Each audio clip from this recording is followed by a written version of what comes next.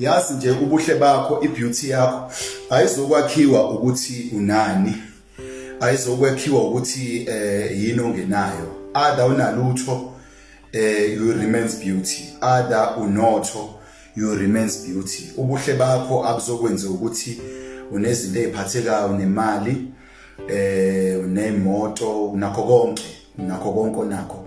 Kodwa ibeauty yakho yakhiwa ukuthi 1 uhappy, happiness. Number 2 upholile. Ukuphola kwenza nje ube muhle nje. Ngamanye amazwi ungamelani nesizini yokuphola kwakho.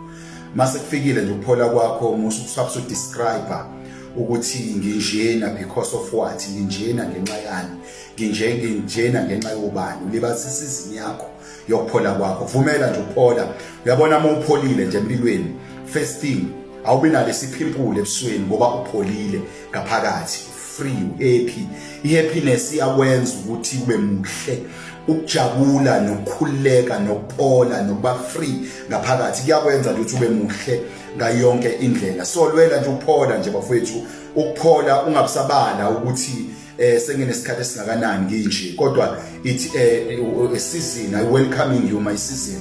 Woza season yami yokuphola. Namanje ngizokhuluma phezu kwempilo yakho ukuthi just receive the season of healing phezu kwempilo yakho. Mukela isizini yokuphola phezu kwempilo yakho, ukuthi uphola kunjani, upholela kubani, uphola kubantu abanjani, uphola kubantu abagilile noma kuthiwa bakhona abantu abagilile, kodwa musa lokho ukuthi kube yiva lokuthi ungapholi empilweni. Mase kumele uphole nje, phola. Noma kuthiwa abantu abagilile abakafi, basaphila, baseduze kwakho banjani, kodwa mukela mase kumele kufike isizini yakho yokuphola so that uzoba right empilweni. God bless you.